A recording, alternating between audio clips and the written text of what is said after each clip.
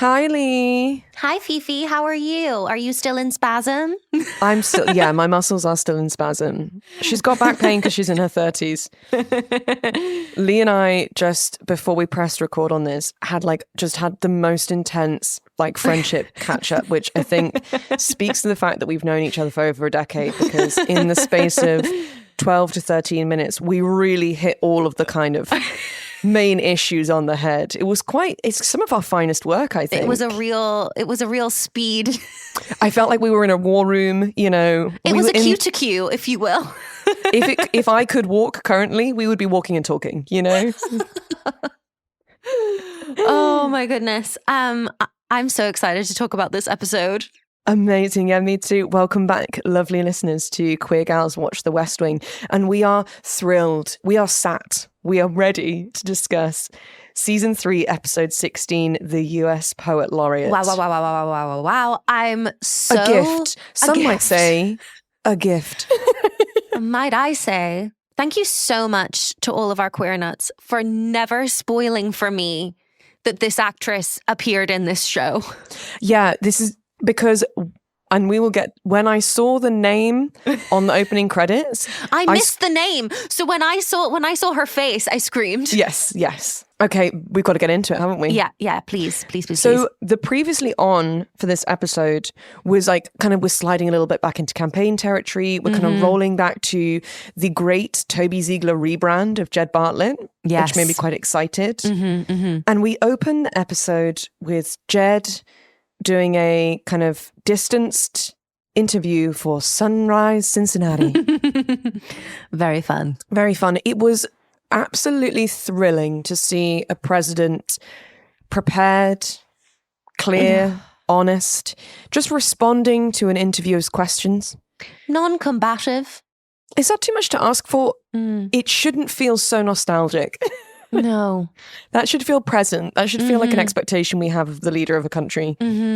But alas, if you're listening to this in 3 years' time, power, peace, and love. Yeah. We'll see where the next 3 years takes us. Moving swiftly on. I will say I was obsessed with Toby stage momming Jed through the interviews. I love the use of a notepad and then writing a prompt, holding up over camera. Really gorgeous. It felt very Dance Moms. Yes. Very 5, 6, 7, and 8. But we did get some really interesting information in this, in these opening scenes, which is we've had the name drop of who we think is going to be the Republican candidate, Jed's rival in the presidential election. Yes, I think we've had pepperings of the name Richie before by Toby saying it works in all time zones, but we do seem to be honing in on this man who I'm excited to meet, Robert Ritchie, as the Republican contender. I do like a name with a ring to it, and actually Robert Ritchie is a strong fictional name for me. Dare I say it's kind of a hot name? Yeah. I imagine in college he was Bobby Ritchie. Do you know what I mean? Yeah, truly. I just think if you're Robert, I think Bob or Bobby is super fun. If you're a Roberta, I also think Bobby is super fun. Not enough Robertas out there these days. Bring it back. We do need to, and Lee, this is just an offer I'm throwing out now, because we are firmly into the noughties. Is it possible that we add a worst fashion section to our quickfires? I think that's really real. And, we've been applauding Claudia Jean for her fashion, I think rightly so, through this season. But unfortunately, in this episode 16 of season 3, we are being hit for the first time by the awful 2000s necklaces of it all. Yeah, it's like a kind of fake locket with beads. It's just too many beads. If you're going to be a locket, just be a locket. Simple elegance would always be my preference. Yeah. Over a bauble on a bauble. Yeah, sadly, this is not the decade for that. But Claudia Jean arrives onto our screens to give us some great information, which is there is a new US Poet Laureate. Her name is Tabitha Fortis. Another really strong name. Knocking it out of the park with the names this week, Aaron. And you know who likes Tabitha? Toby has a crush on the US Poet Laureate. It's a very fun storyline. It's a very fun storyline. Also, when her name was first mentioned, I turned to Lizzie and I was like, Tabitha would be a cute girl's name. She could be called Tabby. And Lizzie was having none of it. She was like, that's a cat. Unfortunately, we're not having yes. a daughter called Tabby. Yeah. It's tough. The thing is, to me, it screams quirky girl.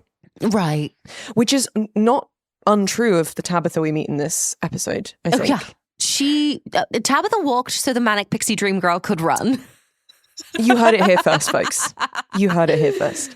I love from CJ, is it possible you've got a little touch of the poet or would like a little touch of the poet? Toby's like lent in a doorway and he's just like playing with his ballpoint pen. And I think that him playing with that pen is the equivalent of like twirling his hair on his finger. Yes. He walks into another room and someone's like, are you okay? Like, what's going on? Because he's smiling. Yeah. And then he has to go like, happiness is my default position. I love Toby having a crush. Everyone can immediately tell like something's wrong because Toby has a lightness to him. So one of the things that Jed is talking about in all of these interviews that he's doing is they have a new kind of like energy bill coming up that's a lot to do with buying less foreign oil and trying to kind of use better quality fuels in the US, which really sparked some interesting debates in 2002, which are truly relevant now. Yeah, I would really love Jed's distillation of why it's important to use the word drilling rather than exploring. I would like it printed on merch and displayed to the people. It's something I would love for us to kind of really hone back in on in 2025. There's something that you distilled in that comment in the shared doc, and they kind of pull apart in this episode where there is a romanticism, like a toxic romanticism to the word exploring, which I think is used by big oil to be like, we're going to like uncharted places to try and find the best thing for the world. And you're like, no, you're just drilling and destroying habitats. Two very different things, bud. This is not Manifest Destiny. You are not Lewis and Clark. Yeah. Get over it. And also, like, a lot of those explorer people weren't doing great things either. And we're just Christopher sort of like, Columbus was lost. And I think that bears repeating. But the kind of culmination of, like, interview after interview after interview on telly is Jed finishes up his last one. And everyone's, when they've kind of finished their segment, all of the hosts of these TV shows are like, hey, what do you think about Robert Ritchie? You know, what's your thoughts on Robert Ritchie? And he's being quite coy. And this final one comes around and she asks him about it. And he kind of makes a comment about how, you know, he's not the sharpest tool in the box, basically. And it's very offhand. And you see Toby's eyes flare and you realize that Jed's mic was still hot. That's B-roll footage for that news outlet. It wasn't off the record. Stunning smash to credits. Gorgeous. I can't tell you how my stomach fell through my fucking feet in that moment. Gorgeous. How do we spin this? Good question. I was sideswiped from this by special guest star Laura Dern. Marmie herself. Yeah. The chick from frickin' Jurassic Park, which also Toby Ziegler is in. What? He's in the second Jurassic Park film. Robert Schiff is in the second Jurassic Park film. Also, the most incredible divorce lawyer in Marriage Story. Unbelievable performance.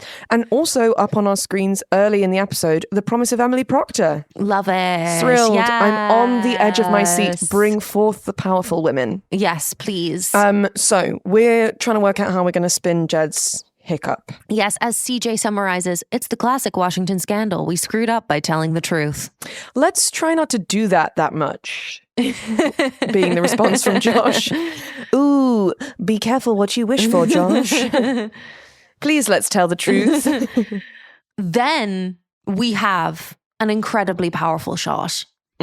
We have Donna, Bonnie, Ginger, and Margaret all in one shot. And I immediately need to know what the goss is. They are gathered around a computer, a desktop computer, much in the way that witches would gather around a cauldron. Tell me the goss girlies. And I have to say, I think those 4 women are like my dream work colleagues. Can you imagine if you went to a workplace and you were like, oh, cool, I'm going to be fine. I'm working with these women. Yeah, actually, you're so right. She says, quite nervous about starting a new job on Monday. Yeah, I need to make work friends. Now, it turns out what the goss is there is an online kind of chat room. I'm obsessed. Because we are in the baby steps of the internet here. It is called lemonlyman.com. Should I give my treatise on lemonlyman.com right now? Or Yes, should we please. wait until it's, okay, so once again for me, this is Aaron Sorkin predicting the future. Because tell me how Aaron Sorkin, years before Facebook would ever be invented, years before we were social networking, and Justin Timberlake was doing whatever he was doing, Aaron Sorkin is writing about the madness of Facebook groups. Yeah. Tell me how that's possible. He's an oracle, unfortunately. The gift of lemonlyman.com is another thing that I am so thrilled and so grateful was never spoilt for us. So once again, a huge thanks. I wanted it to be a multi-episode arc. I wanted it to be a long-standing running joke. I would watch a film that was solely about the rise and fall of lemonlyman.com. I'm gonna get merch. There's no way that I'm not owning at least one t-shirt and one baseball cap that says lemonlyman.com. It's just impossible. Furiously Googling Redbubble for your Christmas. Yeah. Giving Josh a fan site is absolute perfection. I also love a reason for Donna to have like status and power over Josh because she is computer literate and he is not. She also looks incredible. Really gorgeous look. She's all in navy. It's a gorgeous color on her. He obviously kind of like disperses the group and the giggling. The way that all of the women like look to Donna as they exit is just so powerful. Stunning. No notes. You better believe when Bonnie and Ginger go on their dinner breaks together, they're like, oh my God, guess what I saw when I was walking through Josh's bullpen? Guess what I saw go down? And then the other one going, oh my God, you know what? I'm going to totally ask Donna about that later, but like in a way that doesn't make it look like you've told me what you've just told me so that I can get her side of the story. Yeah. Because this is what we need in an office environment. Yeah. So time for a little reprimand for Jed for the comment that he made about Governor Ritchie. So Leo arrives and basically Jed is going to be reprimanded on the House floor for his comment about Governor Ritchie. My question as someone who doesn't know anything is that a big deal or is it just kind of something where it's like, it just needs to be voiced as like a kind of sportsmanship, like let's be kind type vibe? So I think ultimately, given that the full censure resolution doesn't actually hold that much legal water in and of itself, I think a reprimand, which would be a lesser action, must carry even less weight. It's sort of a wrist slapping scenario. I think it's more of a, I mean, obviously Congress has a lot more power to reprimand and censure their own members than they would the president. But it's still like not great from like a public perception perspective. No, there's some spinning to do. Speaking of which, CJ does an absolutely stunning briefing trying to get a lid on this. It's so gorgeous just seeing CJ do her job like a pro. I did feel though in this initial press briefing, I was like, we've not heard the last of this. This is looking a little too easy for CJ right now. Yeah, and the thing is that press, I feel like back in 2002 and even today, the press love a story where like they can create almost like a high school fallout. Yeah, because between major politicians. That's easy to write about. It's easy for people to understand. It humanizes the players because it kind of ends up feeling like schoolyard and that's accessible, you know?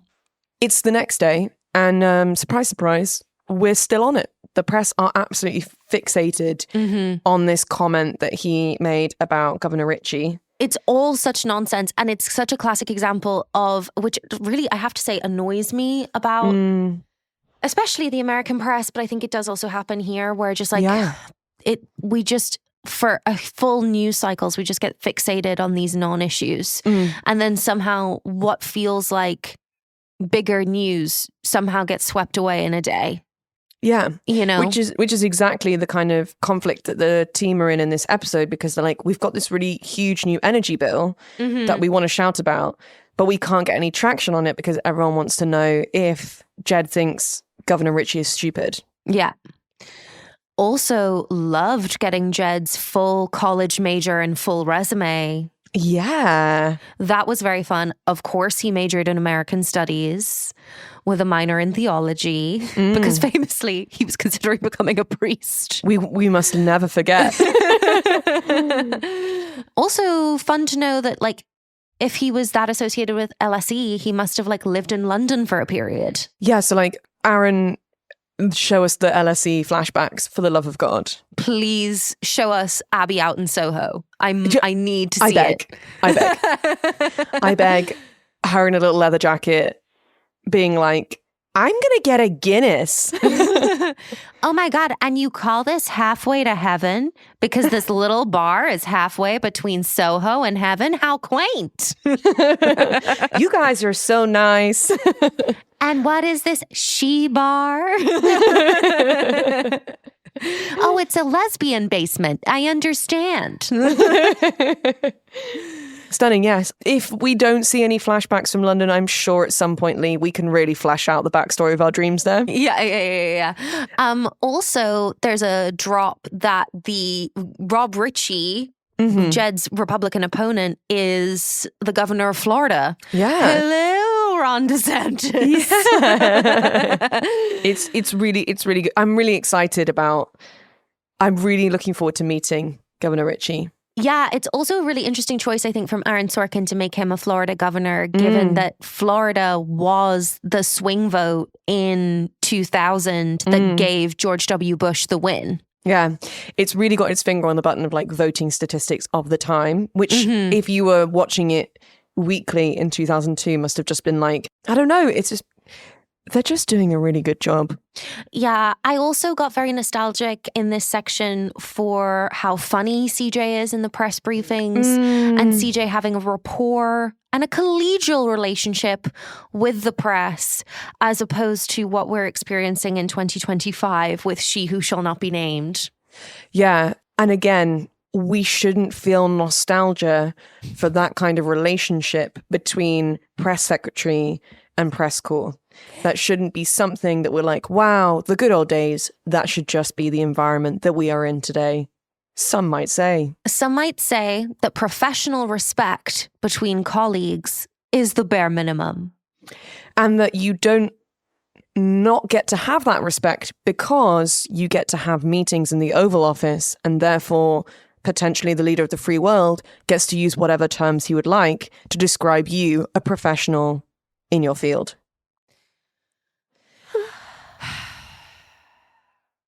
Leigh and I are firmly in the kind of piggy aftermath comment cycle of news for those for those of you who, I guess because this will be coming out a few weeks after that. Wild scenes on the news this week. Yeah, we've not even discussed Bubba. No, that's a whole episode in itself, I fear. Got a lot to say, got a lot of thoughts. I think that the headline over the course of us recording on season 3 is just like, oh, Bill. Just when we thought it couldn't get worse, Bill. It just keeps getting worse and worse and worse. I'm not laughing because it's funny. I'm laughing because I'm hysterical. I just Bill, every time we think you can fall no further, it's worse. The pit opens up and down you go. Fucking hell. Considering that, like, when I was a child, I saw that man as kind of like a lovable rogue. And that was very much like how my parents spoke about him. And now I'm like, my childhood has officially been destroyed. Yeah, quite possibly. Even more so than with J.K. Rowling. Yeah. Is this adulthood, Leigh? Is this what happens? Like when you hit 30 and you move forward into that next period of your life, just like slowly things that were safe for you are stripped away? Because I don't like that. Well, no, because like people who grew up with Jimmy Carter stayed a decent man. Which brings us on to a decent man. God, oh God, wouldn't it be so great if there was a leader anywhere in the world who was a decent man? Alas, shall we just talk about Josh being obsessed with lemon Lyman, because I think I need that to be like. Yeah, I did just want to give a nod to Ainsley for her very funny line she refers to somebody by saying she's just slightly to the right of the Kaiser, which I found very fun. No, Sam said that about Ainsley. So to get us back on track, very briefly after that brief kind of moment of trauma Leigh and I were discussing, there is a congressman who comes to visit Sam, who kind of... his opening line, this congressman, is just, "There's a heavy stench of partisanism in the air, Sam," which makes me immediately obsessed with him. Basically, Sam's kind of way of spinning Jed's comment is for them to be like, "Hey, we love Republicans. We have one on our team."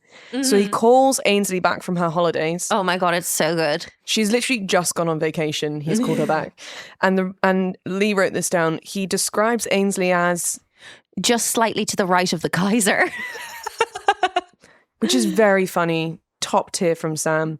Now, we're going to very briefly pop back to lemonlyman.com because Josh is like, I should post. We've not learned the lessons of Twitter yet at this point. Nope.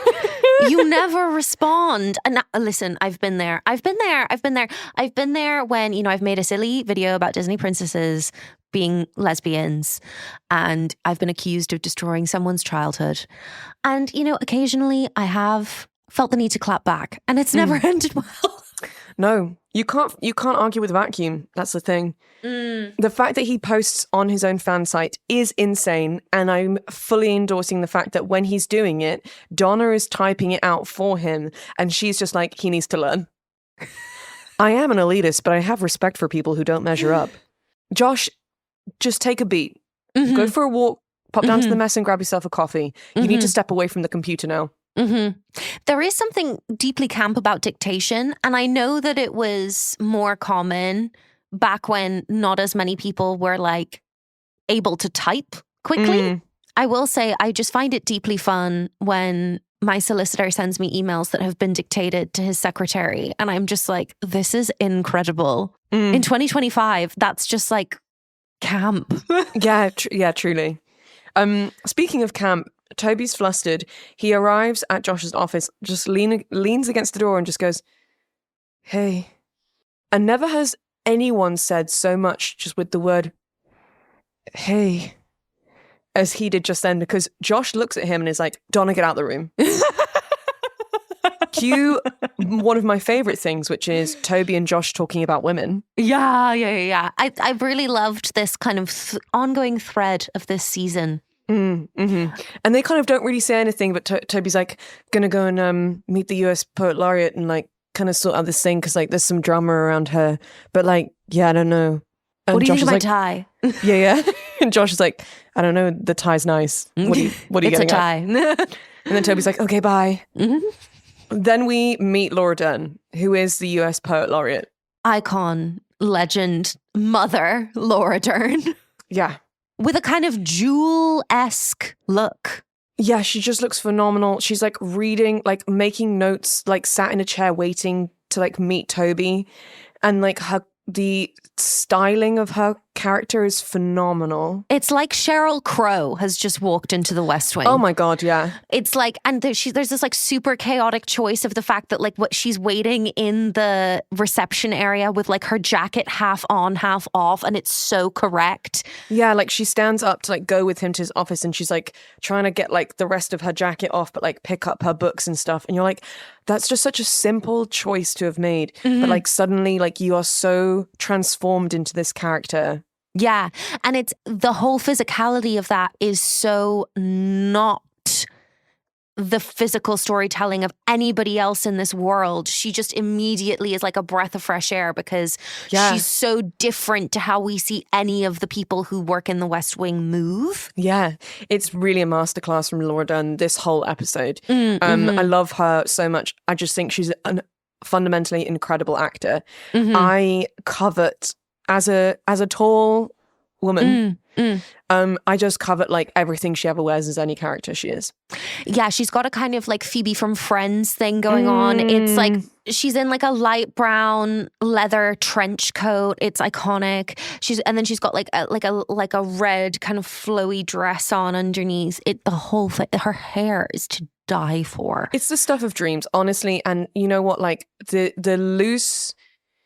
And a lot of damage was done, Leigh. You see, a lot of damage was done because people like Laura Dern, people like Lisa Kudrow, and why is it even going out of my head? Pretty Woman, Julia Roberts. And thank you. Oh my God, I'm so sorry to Julia Roberts. I can't believe I forgot your name. They absolutely nailed at this period of time, kind of between, I'd say like late 80s and like mid noughties, a loose perm. Yeah. On a long hair. Yeah. And many perms were had by people all over the world trying to get that hair. Toxically, once a year, I watch things with any of those actors in and I go, I should get a perm.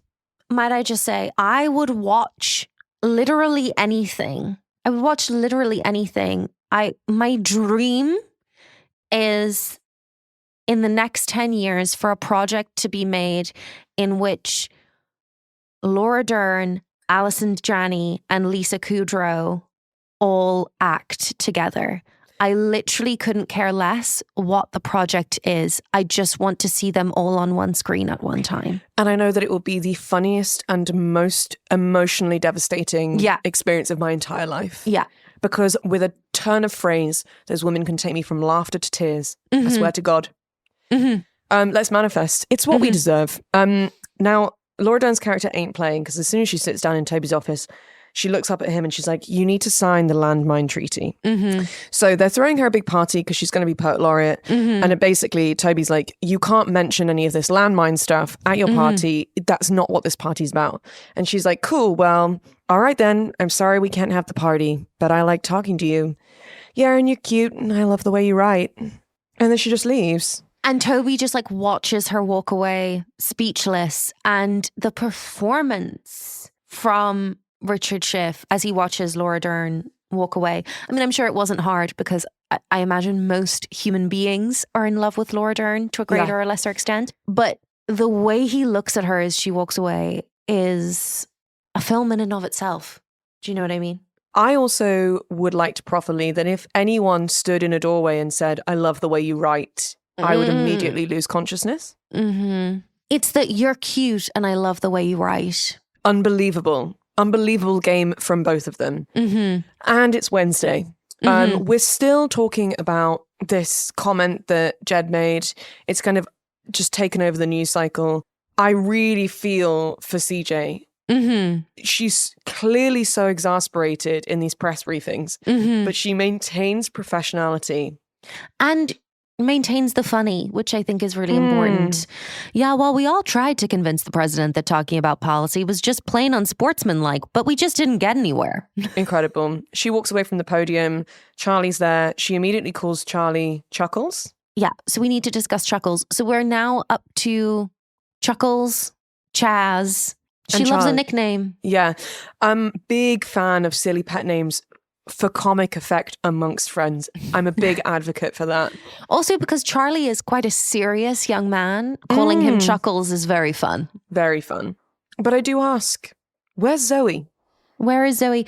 Charlie is looking especially sharp, I will say, in this episode. He's a goddamn handsome guy. Yeah.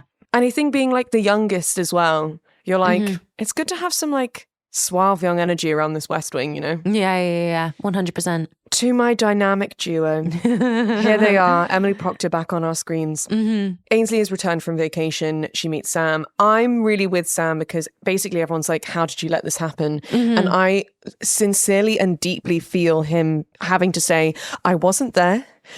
I won't be entirely to blame. I promise I'm good at my job. Like, why do I need to be the fall guy? Yeah.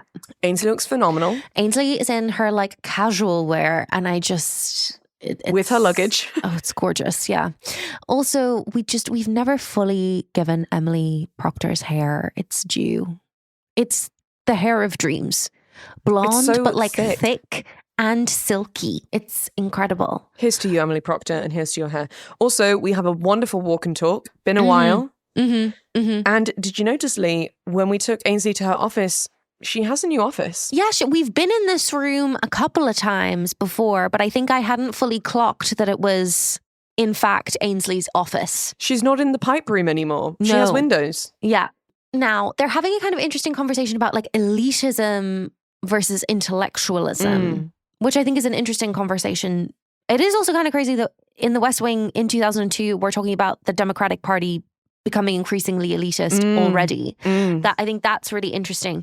And I think I'm kind of dual-minded on this because I feel like, on the one hand, I feel like as a citizen, I absolutely want my country to be run by the smartest people in my country. But at the same time, we also need to make sure that that government is representative of the people, and not everybody has the same level of opportunity to become incredibly educated. Yeah. It's one of those arguments where you go like, two things are true. Yeah. And actually, Ainsley brings up this good point. She says there's intellect and there's instinct. And I guess there's a really interesting debate to have there, which is when people say, oh, this person's not experienced enough for the role. They don't have the job experience or the life experience to make them good at this. There's lots of different paths to success.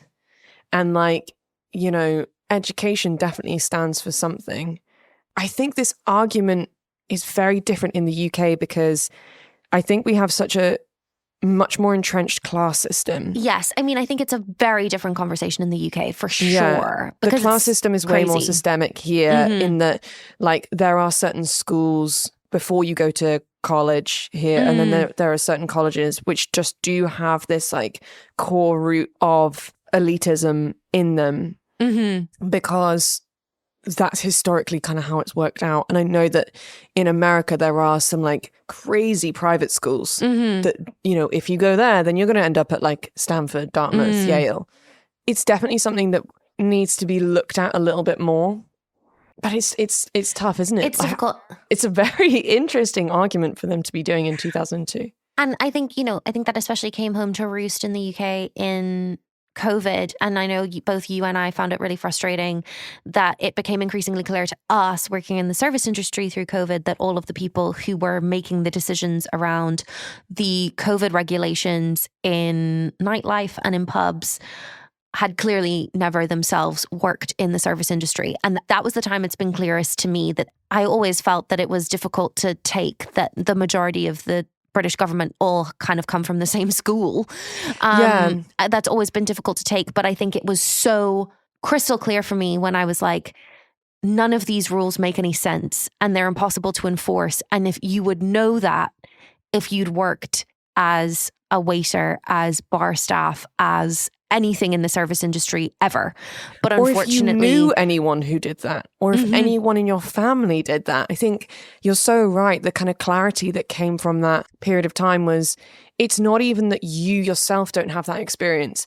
No one else in your life has that experience. And I think that was like when you kind of introduced me to AOC and like kind of other members of the squad, was just like, there are politicians out there who have had what one might, in inverted commas, call a kind of normal life, who are therefore able to speak so much more eloquently about experience, like a broader range of experiences. And that currently doesn't really track in the UK as much. There are some really great people working in politics now who are much more in touch with kind of the average UK citizen, but it's like the minority. And I think something that's going on in our country currently is that there's quite a lot of big moves being made in various political parties in the UK to be more relatable. And I think that's a lot of the conversation around the new leader of the Green Party is that, you know, he's younger. He's had a very broad range of jobs. Some more hilarious than others, but that he is therefore for a lot of voters much more relatable. Yeah, because, you know, he can empathize with much more experiences. Yeah. It's very interesting. It's a really, I mean, it's a pretty mental time in British politics at the moment. Yeah. As it is everywhere. What a joy to be alive. I'm so thrilled. It's winter, it's dark, and everything's terrible. Back to Toby's crush? Yes. We find out that Toby is kind of going on a date with the poet laureate. He's going to take her sightseeing in DC. Cute. Back to Lemon Lyman.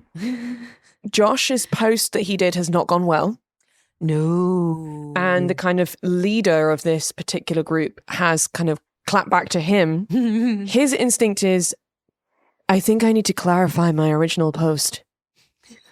Madness, this way lies Josh Lyman. Yeah. Never go back. You cannot change her mind. This was also the point where I was like, he's still dictating to Donna. Can Josh not type? Is he like a single finger pointer typer? You know what I mean? I would love that. He goes completely nuts in this scene.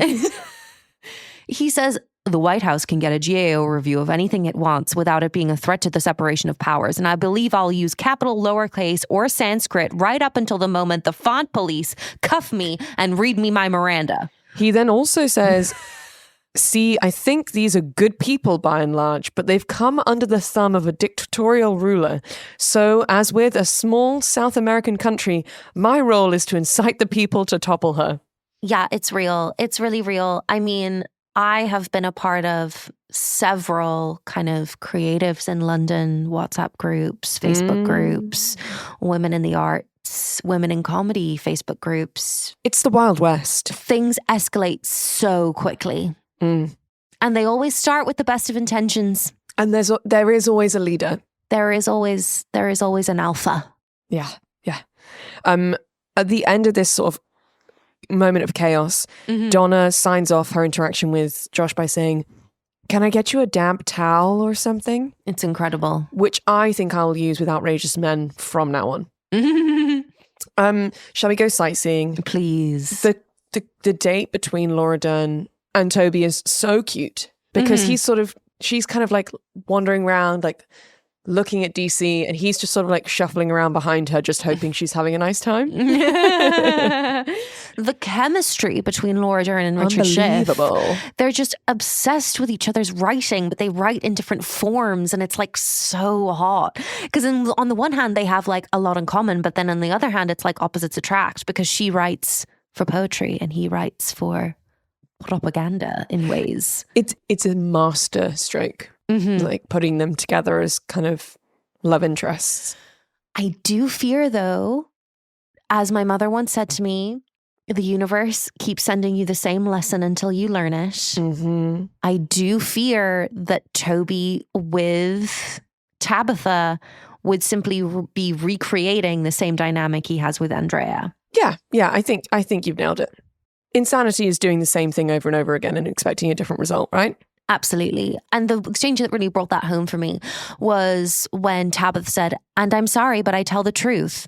And Toby replied, not every minute of the damn day, Tabitha. Yeah, it's unbelievable. The cute moment between them, which does come round at the end of the episode, is as they're walking around in DC, she's crossing off in her notebook the things that they've seen. You like lists? Yeah. You like crossing things off? I'll let you know if it happens. I don't know, just like this, just also like sparky little. It's also very you and your civil partner flirting. Yeah, I mean, that kind of walking around and crossing things off of a list, it was essentially just us on holiday quite recently. Now, Toby is basically trying to convince Tabitha not to mention the landmine treaty. Yeah. And Tabitha's response, I think, is worth reading out. Because she's a poet, and Aaron Sorkin has written her response like a poem. It's so smart. So the response is, I've seen what I've seen and been told what I've been told, and I have an audience with the person who can do something about it. To smile for a photo op and recite 64 couplets on the American experience, that's treasonous. Yeah, which I think is beautifully written, beautifully performed.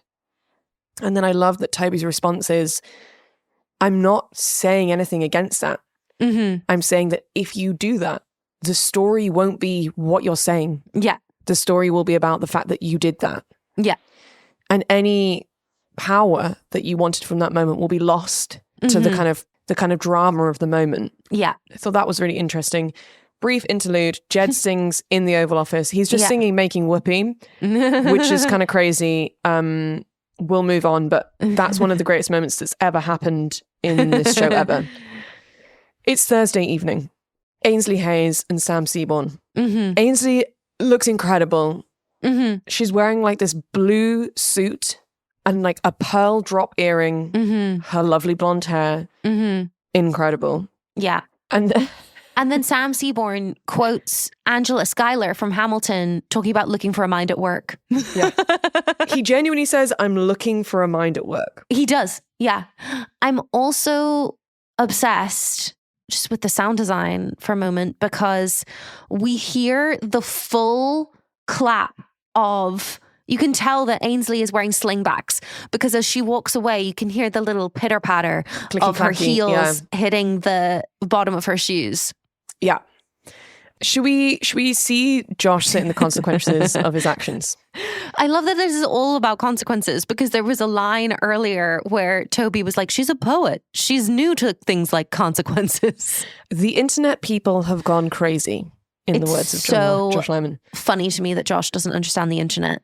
I think it's a really phenomenal character choice to make someone who's so intelligent and so well-informed, not computer literate. Yeah. It's an amazing choice. Cue this exchange between CJ and Josh because CJ has kind of caught wind of Lemon Lyman and is like here to stamp it out. Yeah. Would you like to be CJ or Josh? I will be Josh. Let me explain something to you. This is sort of my field. The people on these sites, they're the cast of One Flew Over the Cuckoo's Nest. The moo-moo-wearing Parliament smoker, that's Nurse Ratched. When Nurse Ratched's unhappy, the patients are unhappy. You're McMurphy. You swoop in there with your card games and your fishing trips. I didn't swoop in. I came in exactly the same way everyone else did. Well, now I'm telling you to open the ward room window and climb on out before they give you the prefrontal lobotomy and I have to smother you with a pillow. You're Chief Brom. I'm Chief Brompton. Yes, at this particular moment, I'm assigning an intern from the press office to that website. They're going to check it every night before they go home. If they discover you've been there, I'm going to shove a motherboard so far up your ass. What? Well, technically, I outrank you. So far up your ass. So far up your ass. It's a visceral image she's painting. And you know what? I wouldn't put it past her. No. Stunning. Incredible. For him in that moment to be like, well, I'm kind of your boss, and her to be like, don't you even. Don't you even. We're going to close out kind of towards the end of the episode in Georgetown University. So Tabitha is doing a talk at Georgetown. Also, isn't that where Zoe's at school? Yeah. But Toby gets a phone call to say that like essentially something's gone wrong. So he goes to Georgetown. He looks gorgeous as ever. Yeah, he's really wearing his coat. He's a man that can wear coats. Like, do we remember his kind of Christmas episode? Yeah, he's wearing incredible coats. Laura Dern's character, Tabitha, appears to have kind of had almost like a moment during her talk. And she's sat outside on a step and Toby goes and sits with her. And I wasn't expecting this storyline to go this way. Aaron Sorkin has a real proclivity for just dropping in trauma when you least expect it. Yeah. And, you know, because we were like, oh, she's like a liberal artist. So there's a reason why, you know, she's going to have political interests and it's like landmine. She's going to have a Lady Di moment. Yeah. Not to, you know, take anything away from the People's Princess. But I really wasn't expecting for there to be a personal connection to this landmine storyline. No. So she recounts that she was in Bosnia and Herzegovina with a guy and his son on a fishing trip, and the son hooked up a landmine when they were fishing and died. And obviously what she'd had at this Georgetown poetry talk was kind of like a moment of PTSD. Yeah. And like a trauma response moment. As she was reading Howl. Which is heavy at the best of times, you know? Yeah. Do you want to do her quote? It's very beautifully written. Yeah, she says, You think I think an artist's job is to speak truth. An artist's job is to captivate you for however long we've asked for your attention. If we stumble into truth, we got lucky. And I don't get to decide what truth is. I think that's just like something that I, as a creative, have tried to put into my own words time and time again. Yeah. And Aaron Sorkin's just like Yeah. tied that up with a bow for me. I think that's beautifully articulated. Yeah. Toby then gets out his notebook and in it he's like, he'd written down like, meet Tabitha Fortis, and he crosses it out because she likes taking things off of lists. Yeah. We finished this episode with a press conference. A new Charlie name also thrown in for good measure here. Chipper. So we've got Chipper, Chaz, and Chuckles. The three sides of Charlie Young. And what we think is finally CJ being able to put this Governor Richie thing to bed. But the episode ends with Jed is going to go off and do his energy conference. A really, really interesting back and forth between CJ and Jed Bartlet. And I loved this. Hook it to my veins. Would you like to be CJ or Jed? I would love for you to be Jed. You're always my favorite Jed. Thank you. I've been meaning to tell you, you've done really well this week with the open mic thing. Thank you. Didn't turn out too bad. No, sir, it didn't turn out too bad at all. In fact, the whole country is talking about whether Richie's smart enough to be president. And you didn't take a hit because it was an accident. You know, it occurs to me that even your choice of language was interesting. A .22 caliber mind in a .357 Magnum world. That's unusual for you, a gun metaphor. Toby mentioned to me that when each interview was over, all the interviewers wanted to talk to you about was Richie. And you took a pass each time until Philadelphia. Mr. President, is it possible that you saw the green light was on? That was old school. Go knock 'em dead. Hell yeah, baby. And this is what we love. We love a scheming Bartlet. We love scheming Bartlet. One episode. What an app. Leigh, let's bash through the quick fires. Yeah, let's go. Let's go. I'm going to vote for my best fashion to be Ainsley Hayes' blue look. A little bit of bipartisan chic from her. I'm going to have to give it to Tabitha Fortis. Just a general styling of Tabitha. Yeah. Yeah, great. What could a British or Irish politician never get away with? Accidentally on purpose being caught on a hot mic in a way that spins well. Truly, like trash talk of any kind, I think. Mwah, stunning. Queerest moment that never intended to be queer. CJ and Toby talking about Toby's crush. Yeah. I also would just like to vote that like Laura Dern kind of played Tabitha like a kind of powerful soft femme lesbian. Or just like a bi woman. I think she had big bi energy. Yeah, stunning. And obviously in our minds, we think that Toby Ziegler is a bi man. So yeah. Bi power couple. Bi power couple. Best writerly moment? I think I am going to have to give it to quite early on. Is it possible you've got a little touch of the poet? Or would you like a little touch of the poet? Yeah, stunning. Performed, obviously, with perfection by Alison Janney. Yeah. I just think my best writing moment has to go to Lemon Lyman, just as the name of the website. Yeah, it's really good. And then I would just say a shout out to all Lemon Lyman associated content in this episode. Yeah. Man, I feel like a man. I'm going to have to agree with you on a .22 caliber mind in a .357 Magnum world. Yeah. Men. Potentially an honourable mention to singing Making Whoopee in the Oval Office. And what was the moment that made you proudest to be an American? I am going to have to give it to Tabitha Fortis with I've seen what I've seen and I've been told what I've been told. And I have an audience with the person who can do something about it. To smile for a photo op and recite 64 couplets on the American experience. That's treasonous. Yeah, beautiful. Mwah. I cannot express to you how much I enjoyed that episode. What are we going to learn about this week? Well, I put it to the patrons about what they might be interested in. And the vast majority were like, how does the US Poet Laureate even work? Yeah, so it was kind of a combination of David, Erin, and also Jane Eyre on our Discord. We're discussing like what even is a poet laureate. So I thought that might be a good one to just kind of get into, because I didn't really totally understand how it worked, and also how political or apolitical a poet laureate actually is and is supposed to be. Yeah. The role of poet laureate traces back to ancient Greece, where poets, playwrights, and philosophers, we know, were very highly regarded. They were treated like heroes, and they were crowned with laurel wreaths. Interesting. Which was a symbol of divinity and honor. So therefore, they were known as laureates.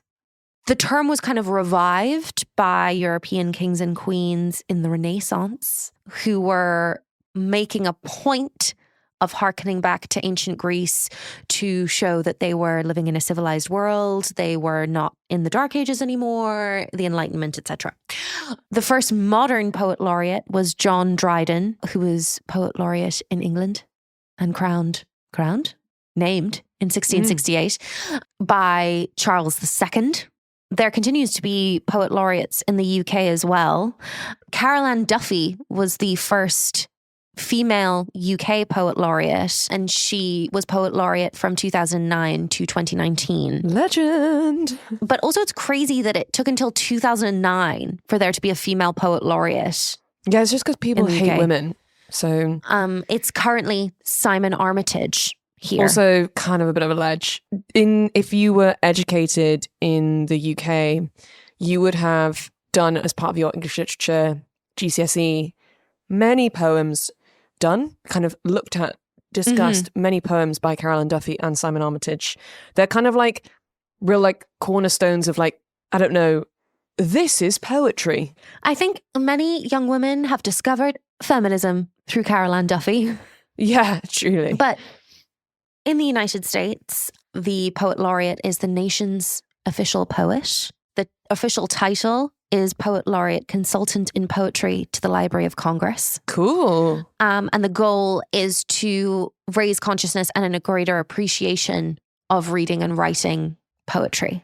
Lovely. The Poet Laureate is selected by the Librarian of Congress. Also, low-key, really cool job. Librarian of Congress. Yeah, very Rachel Weisz in The Mummy. I am a librarian. One of my favorite films. From the bisexual. Shocking. I'm nothing if not on brand. And the Librarian of Congress will consult with the Library of Congress's Poetry and Literature Center, poetry experts, and sometimes former poet laureates. But ultimately, they and they alone have the decision-making power. The public can also make suggestions for who they think should be the next poet laureate by contacting the Library of Congress directly. So that's something fun if you have a favorite poet that you could potentially do, and you are an American citizen. And usually the poet laureate kind of engages in a community project with national reach. So Joy Harjo, who was the first Native American poet laureate and was poet laureate from 2019 to 2021, for example, worked on a project to shed light on Native American poetry and how it adds to the overall American canon, and worked on the first historically comprehensive anthology of Native American poetry, which if you are interested, if you are a poetry reader and you are interested in reading that anthology, it's called When the Light of the World Was Subdued, Our Songs Came Through. Ooh. Joy Harjo's signature laureate project was Living Nations, Living Words, which was a digital compilation of poems by 47 contemporary Native poets. But the Library of Congress generally leaves the duties of the poet laureate kind of non-specific, so that each incoming laureate has the freedom to kind of be creative with what they want to make of the role. And many recent poet laureates have kind of focused on finding new ways to get poetry in front of the American public. Do you do like in school in America, is like English split into English language and English literature? No, in it's the way all that together. It's all together. Because I feel like you guys learn way more grammar than we do. We don't, well, certainly in my school, we didn't really learn that much about grammar, but we did a lot of text. We read a lot of books. We read a lot of poetry. I mean, I think the curriculum varies from state to state. So like this, even the standardized testing is state specific.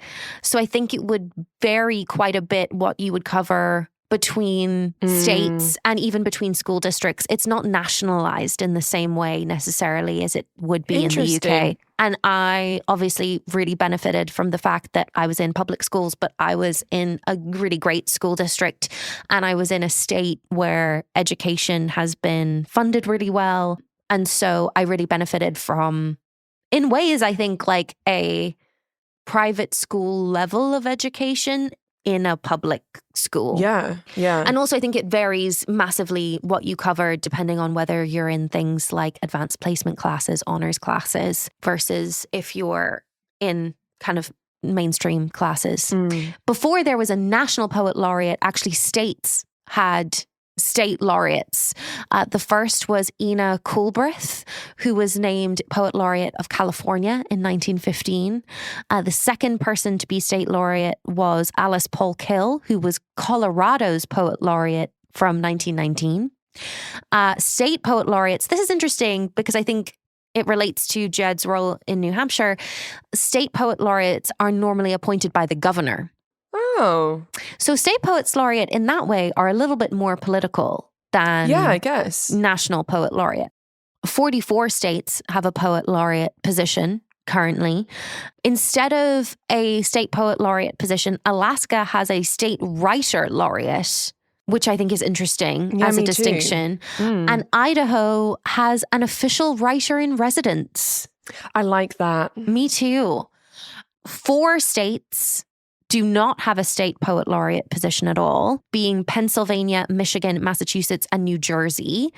New Jersey created a poet laureate position in 1999. It was first occupied by Gerald Stern from 2000 to 2002. Then Amiri Baraka became New Jersey's second poet laureate.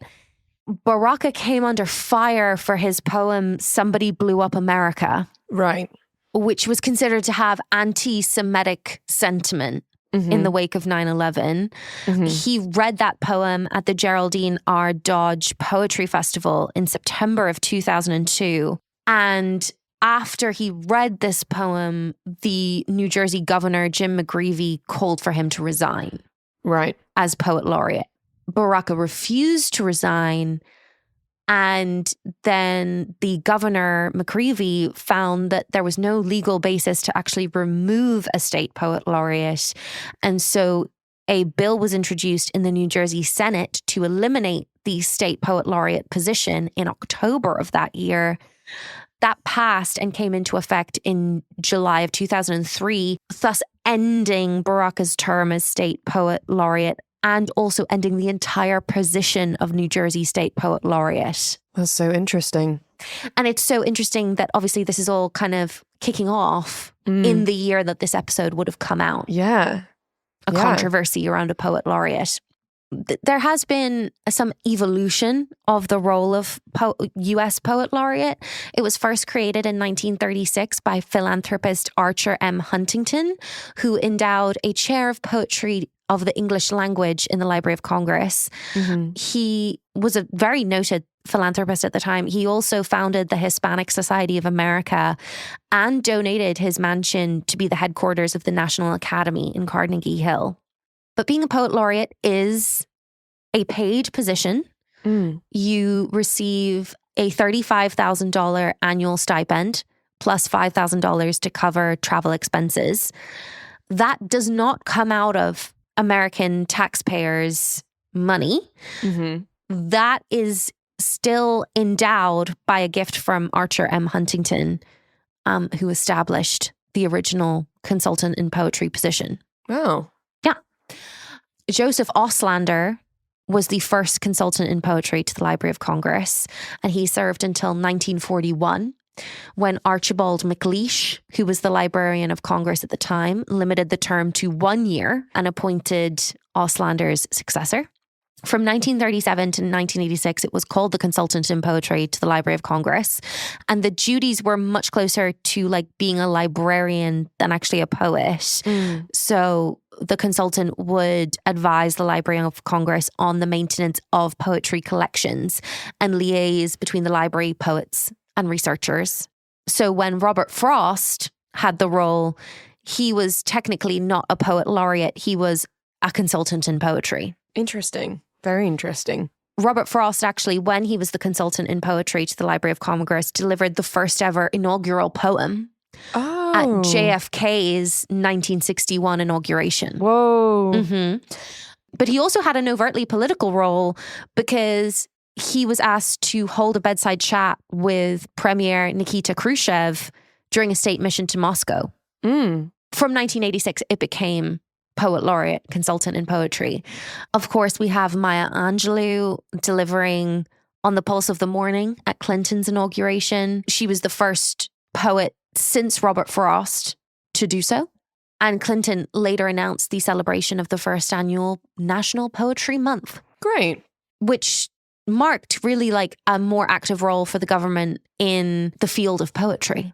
The Library of Congress, for anyone who's interested, is currently in the process of developing research guides for each of the US poet laureates from 1986 to the present, and consultant in poetry from 1937 to 1985. Also, if you're interested in learning more about this, there is a book by Amy Paith called The American Poet Laureate, A History of U.S. Poetry and the State, which looks at the sociology of literary production and tracks the shift in power from the government kind of having a more overt role in deciding the U.S. Poet Laureate to higher education and semi-private institutions after there was basically a scandal over state involvement.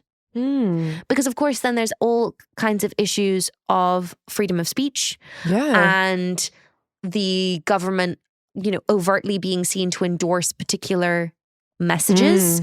Because in 1945, Paul and Mary Conover Mellon set up the Bollingen Foundation to help circulate the work of Carl Jung. To that end, they helped fund the first National Poetry Sound Archive and donated $1,000 to the Library of Congress for the Bollingen Prize for the Best American Poetry.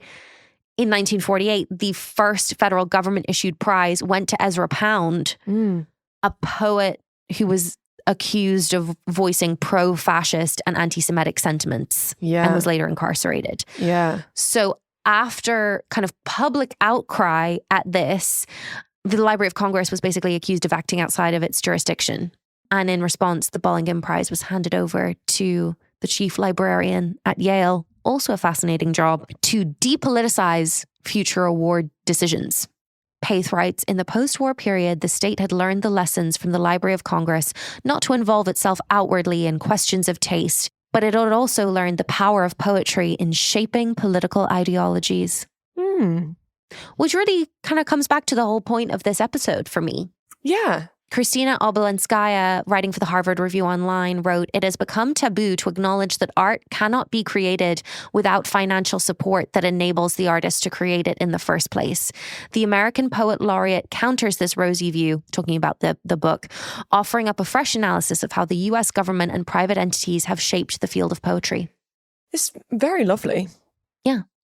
So a little bit of a lighter study sesh today, but I just thought it was good to clarify actually what the relationship is between the government and the poet laureate, because I think it's important to this episode. Yeah. And I feel like it's so easy to think that this is kind of a fluff episode in terms of like introducing that character of poet laureate. But from your session, it is an inherently political position in a way. Like it's been so entangled historically because the whole point of poetry is giving voice to something. Then, you know, there's every possibility that can become quite political. And I think Tabitha as a character is a really, really good marker of that. And she's written in such an interesting way because she's not become a poet to be political, but she's passionate about certain things And like she says, like, if I'm given a platform, I'm going to use that. Yeah. That's a gift. Yeah. It, and I think like, especially in Ireland, I think we're like very aware of the relationship between art and politics, especially theatre and politics.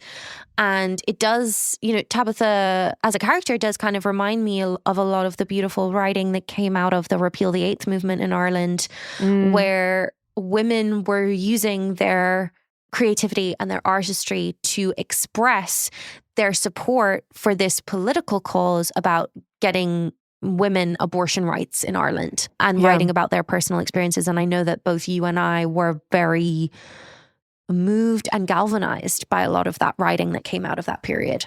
Yeah. No, a great episode. Really loved this and a really good study sesh. I'm excited to see where this kind of like confident and sneaky Bartlet is going to take us. So shall we meet up next week and do this again? Sounds like a plan. I'm excited. In the meantime, if any of you lovely folks would like to drop us a line, get in touch, please do. We're at Queer Gals Watch, wherever you get your socials. We're queergalswatch@gmail.com. If you want to pop us an email, we love to receive an email. We love mail. I've also done quite a few study sessions at this point. So I am like looking for ideas more than ever. So if you want to pop me an email and say, I have this study session idea for this really specific episode. And if you could do that spoiler free, but just be like, I'd love on this episode title for you to discuss X. That is really fun for me to be kind of pointed in a direction. And also it provides us with some intrigue and excitement for what we've got still to come. 100%. Yeah, I'm always looking for fresh ideas. Can't wait to do this again next week. Well, Leigh, I'll see you. You just take care now, will you? Will do. All right. Bye-bye now. Bye-bye.